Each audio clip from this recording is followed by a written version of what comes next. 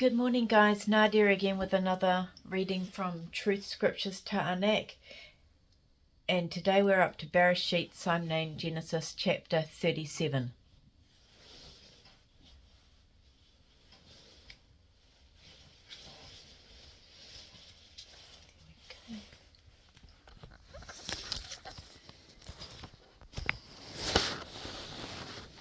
So Jacob settled in the land where his father had lived, in the land of Canaan. These are the generations of Jacob when Yusuf was 17 years old. He was feeding the flock with his brothers. He was with the sons of Barashiyt and with the sons of Zalapah, his father's wives. And Yusuf brought an evil report about them to their father. Now Yisrael loved Yusuf more than all his children, because he had Yusuf at an old age. He made him a long robe made of many colours. His brothers saw that their father loved him more than all his brothers, so they hated him and could not speak peacefully to him. Now Yusuf dreamed a dream, and he told it to his brothers, and they hated him even more. He said to them, "Please listen, this is the dream which I dreamed. See, we were in the field,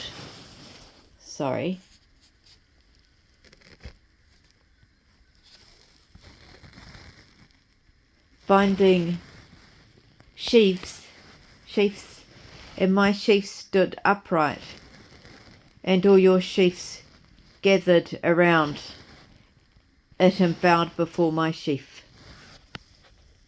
His brothers said to him, "Will you indeed reign over us? Will you indeed have dominion over us?" So they hated him even more because of his dreams and because of his words. Yusuf dreamed another dream, and he told it to his brothers and said, "See, I have dreamed another dream. I dreamed the sun, the moon, and the 11 stars bowed down to me." When he told it to his father and his brothers, his father rebuked him and said to him, "What is this dream you have dreamed? Will your mother and I, along with your brothers, come to bow down to the earth before you?" And his brothers envied him, but his father kept his word to himself. His brothers went to feed their father's flock in Shechem. Yisrael said to Yusuf, "Are your brothers not feeding the flock in Shechem? Come, and I will send you to check on them." Yusuf said to him, "Here I am." Yisrael said to him, "Go now and see if everything is well with your brothers, as well as with the flock, and bring word back to me." So he sent him from the valley of Habaran, and Yusuf went to Shechem. A certain man found him while he was wandering in a field, and the man asked him, saying, "What are you looking for?" Yusuf said, "I am looking for my brothers. Please tell me where they are feeding the flock." The man said, "They departed from here, and I heard them say, 'Let us go to Datan.'" So Yusuf went after his brothers and found them in Datan. They saw him coming from a distance. Before he came near to them, they conspired to slaughter him. They said to one another, "Look, here comes the dreamer. Come now, let us slaughter him and throw him into one of the pits. Then we will say, 'An evil beast has devoured him,' and we will see what will become of his dreams." When Reuben heard it, he planned to rescue Yusuf from their hands and said, "Let us not take his life." Then Reuben said to them, "Do not slaughter him. Cast him into this pit that is in the wilderness, but do not lay a hand on him." He said this hoping he might rescue him out of their hands in order to return him to his father. So it came to be when Yusuf came to his brothers that they stripped Yusuf of his robe, the robe of many colours that was on him. Then they took him and threw him into the pit. The pit was empty and there was no water in it. Afterward they sat down to eat bread, and when they looked up, they saw a caravan of Yishmaelim coming from Gilead with their camels carrying spices, balm, and myrrh, taking it down to Matzah. Yehuda said to his brothers, "What good is it if we slaughter our brother and conceal his blood? Come, let us sell him to the Yishmaelim. Let us not touch him, for he is our brother and our flesh."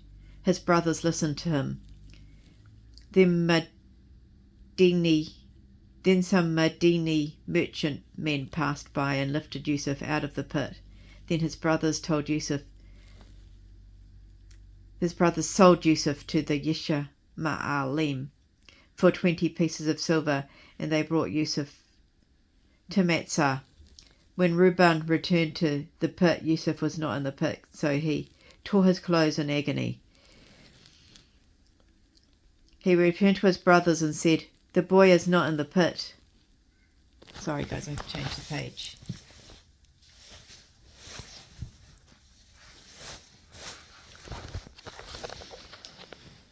"Where can I go now?"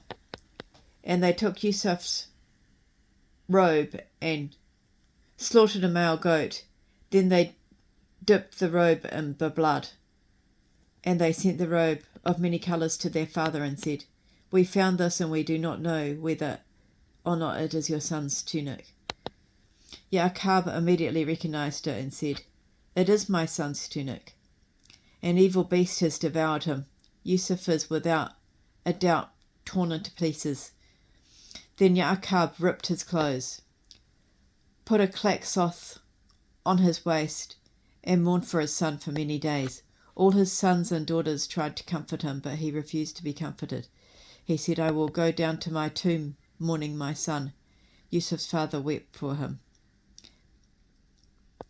Meanwhile, the Medinim had sold Yusuf in Matzah to Potiphar, an officer of Para'ah, the captain of the guard.